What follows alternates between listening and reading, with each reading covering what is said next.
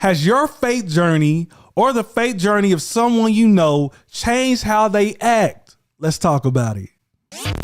This is an theiwegbus production. Period. Recently, when asked about a possible Lottery Ticket 2 movie sequel, which was a highly successful movie that Bow Wow and Brandon T. Jackson were a part of in 2010, Bow Wow has some things to say about teaming up with Brandon T. Jackson again and how his faith walk has changed some things. In the first tweet, he said, Brandon T. Jackson just got weird overnight. Definitely can't be the same people. Wow. And he been doing little interviews that ain't been sitting well with me. Hope he gets his head right and can bounce back. He also said, I guess someone said, that's crazy. We thought y'all were friends. But he was like, nah, we were never friends. Just good on camera. Nothing wrong with that. I never said I don't want to work with him. He just been on this spiritual trip. Wow. That got folks not wanting to work. That got trip. folks. So he's saying, not just folks. me. People don't want to work with him. Basically, they talking in the industry. They're talking in the industry. Basically what he's alluding to. Yeah, you're on this weird spiritual journey. People don't want to work with you. And yeah, people are saying that he's bugging out.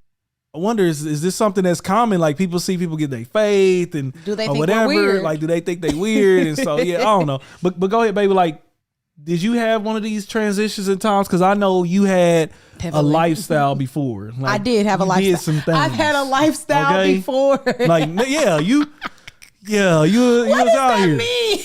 You was out here. I know you've had a lifestyle before. You had a different lifestyle. First of all, it's only one part of my lifestyle that you ain't done. So don't try to put me out here like I was doing something all extra. We both was. Well, I mean, I was kind of thugging in the streets a little bit. You a little tiny bit. I was a thug, but you know. Okay. No, but yes, I did have a life before. And I was clubbing, I was partying, smoking, drinking in same-sex relationships. And I hung out with a couple of people, and we grew close. We always was kicking it. Like, these were my people. These were your road dogs. These were my road dogs. Like, this is who you with. You pre-gaming with them. Absolutely everything. pre-gaming. Yes. After gaming, pre-gaming, sleeping on their couch. That's some of y'all. No facts. Sleeping on their couch. Oh yeah, you got slept in the same bed. Too lit that night. All everything. Of it. Yeah. Yes, like no, for real. These were my people, and I still have. They know who they are. I love them still to this day. But yeah, we was kicking it together. Of course, we were definitely together every weekend, but it seemed like almost every other day, and not even just clubbing and drinking and kicking it, but also like going to the library together and just going to the park and going to the lake and driving around to get, like, we just were always together, really, really grew close with them. Well, in this time, I started rapping. Like, I started doing Christian hip hop. I got kind of more serious about it. Okay. And, you know, I was in church still. Mind y'all, real quick, I've been in church my whole life. Around the ages of 15, 16, I kind of got curious and was like, what's on the outside of the walls of the church? I wanna, you know, because I was sheltered. I couldn't listen to secular music. I couldn't snap my fingers. Like, it was like, quit all that popping. Like, I was sheltered. That strict? Yeah, it was very Some of y'all sheltered. can relate. And so I was like, I want to see what's on the outside. So I went through my backsliding stage and season. Through that season, the Lord was still pulling on me. I still felt his presence. So I remember one time I'm at the club, you know, kicking it, doing what you do in the club when you're doing what you're doing. Out here. And it was only for a moment where I had like looked up or something, and I saw someone that knew TK Lee. Okay. And I was like, oh my God. First of all, I was either probably halfway drunk or high to where I didn't care too much because I stayed. But there was that sober part of me like, oh my God, dang it, that somebody that know me. But then I was like, well, you here too, so you can't say too much. So this was in your, like, this had to be like your early stages, like 2014, 15. Definitely. This was, area. 19 years old. That was around that age where I kind of came to this crossroad. And so, yeah, I'm kicking it. I see someone. And in that moment, I was just like, okay, this is crazy. Because y'all, mind you, that's God showing up. I never got out there so far that people knew. Like, of course, my crew knew, but I was still serving God. Like, I was still in church. I was still considered a good girl, and I was the daughter of a pretty good family and the assistant pastor's daughter. And so people didn't know, but it was in that moment where I was like, it's not even about people, Lord. This is this is convicting. And so I came to a crossroad where I really felt like the Lord was saying, you're going to either choose me in this moment or that's your life. Like that is it. Now that's what you really want to do without my full hand on you, without the full blessings. It was that moment where I was like, okay, I can't be twerking, kicking it, rolling up, and then on Sunday doing this. And I'm 19. No, really, because you representing him. Fast forward, I ended up sitting down with the people that I kicked it with all the time. I remember where we were at in my living room. Wow. And I was like, look, y'all, mind you, these people always knew that it's so funny because in the midst of like rolling up and being in the clubs and doing all what I did, when the police came, when legal stuff started happening, they was like, Takesha, we need you to pray. Like they knew they still knew I was the one to pray. Like, so it's funny that they knew that. But I say that to say, when I set these people down, it wasn't a shock to them. And I set them down. I was like, look, y'all, I love y'all. Like y'all are literally everything. I needed y'all in a season of insecurity, of not understanding myself, because I feel like the church didn't get me. It was, to me, in my eyes, I was like, it's a bunch of fake people that they nasty too, but they pretending like they not. You know, I can't connect with them because nobody's sharing real testimonies. It's just like the Lord brought me through a bunch of stuff, and it's like, what stuff? I need to know. Like, give me the specifics. And so I didn't relate to the church. This was my safe place, and it was really difficult. But I sat down with them and I let them know, I'm like, y'all, I cannot go clubbing with y'all no more. Like the drinking, the smoking, I don't think I was getting high anymore at this point, because I actually never liked doing that. I just did it because of who I was around. But I let them know, like, yeah, I can't do this anymore. And they were like, okay, we can just kick it at home. And I was like, no, that's not the moral of the story. They're trying to make an alternative for you to do something against the will of God. Well, because they truly liked me and they truly loved me and they truly respected me. Like they did. They really enjoyed my presence. And I was like, to this day, I mean, no, till this these day. people that you're talking about, I believe I know who they are. Yeah, you do. They still hit you up from time to time and let you know there's something, that they're proud, or that they've made a leap spiritually. They do. And so I felt so pulled to just literally surrender my entire life, to give up this.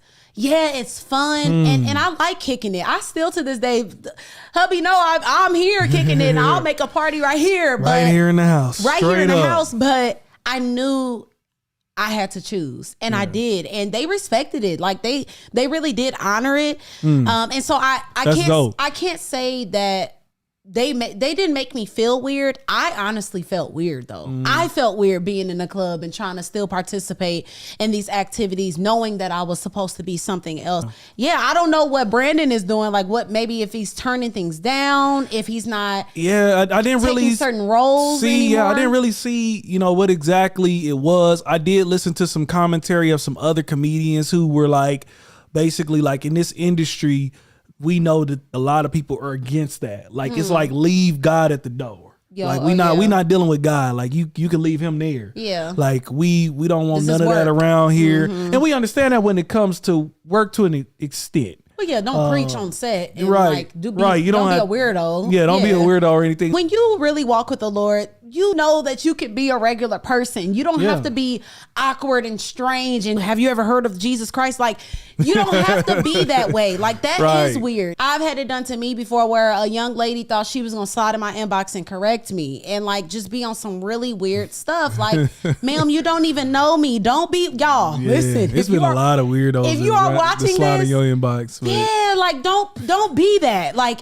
build relationships with people. And then if you do pray at 2:00 every day and you're in the midst of, like, you don't gotta be all extra like, you don't gotta be weird. Like it's a way to be normal and be discreet and know your surroundings and know your crowd. And so I know you have a scripture in Matthew 16. Jesus said, if any of you want to be my follower, come on, you must give up your own way. Yes. Take up your cross. Give up your own way. Give up your own way. I just talked about clubbing and kicking it and wanting to do all the things that I do. If you want to be my follower, you got to give up those things. Take up your cross and follow me. If you try to hang on, come on, you try to hang on to that life, you will lose it. Yeah.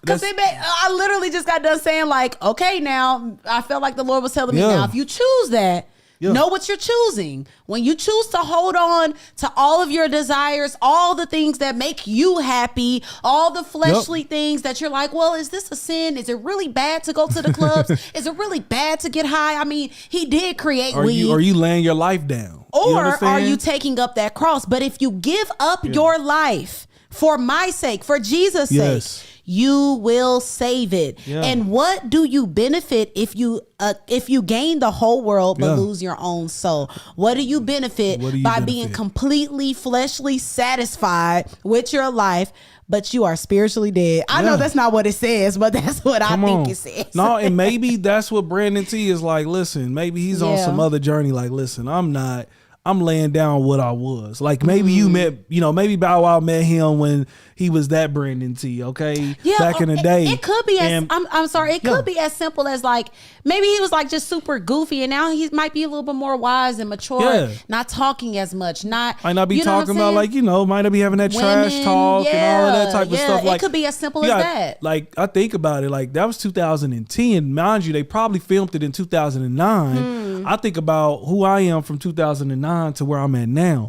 I don't talk the same. Everything is different. You would say you're different from that time frame. Like, anybody that knew me last year, you don't know me. Come on. Literally. No, real talk. Like, if you knew me last year, you do not know me. Right. And so I believe we gotta introduce ourselves again. That, in some ways I'm like, I clap it up for Brandon T because obviously the transformation is evident. I remember there was this person that we know that had a birthday party and it was a party bus. And the person was like, they knew not to invite y'all. And I'm like, yay! Really? Like, please no. At first I used to get offended. Like, please no, not to invite us to shenanigans. I got to that point to where I was like, okay, I like that. That's a good thing. But when I was in my younger times, when my friends were falling off, and some people didn't really like call me no more, because they knew that we were on a whole. I wasn't gonna just sit on there and just talk about people, and we not gonna just laugh about like church stuff or anything like that. Like I was serious about my walk. They no longer called me. So at first I was like, dang, like they don't mess with me no more. But eventually, as I matured, I understood that it was kind of a sign of respect of what I'm doing. Like they respected that. They like, okay, Namdi's over there. He don't. We know he's not gonna get on like.